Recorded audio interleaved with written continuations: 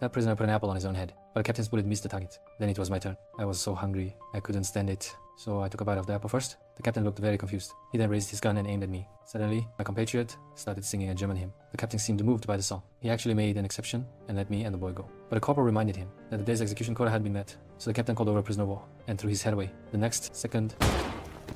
In the evening, a guard threw half a sausage on the ground, deliberately letting the prisoners fight over it. To mock the two, the guard also forced them to slap each other, saying only the winner could get that sausage. Looking at these cruel German soldiers, I couldn't bear it anymore. I stepped forward voluntarily. I moved quickly, easily dodging the opponent's attacks. The guard flew into a rage, pushing that prisoner away with one hand, but he not only failed to hit me, but also fell to the ground himself. The guards nearby got angry too. Fortunately, the colonel passed by. He saw that I was skilled and wanted to have a match with me. He was a retired boxing champion. Facing his fierce attacks, I kept dodging.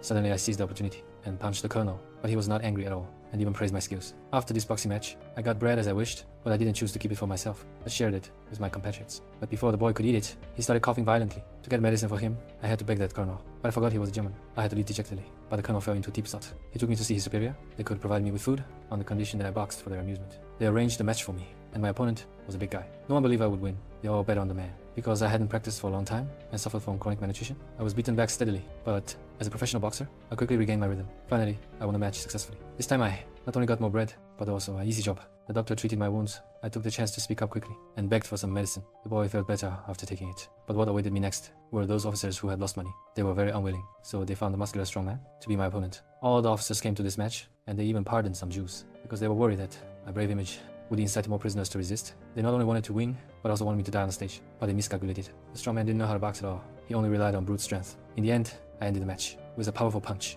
But those senior officers were even more displeased and became more determined to get rid of me.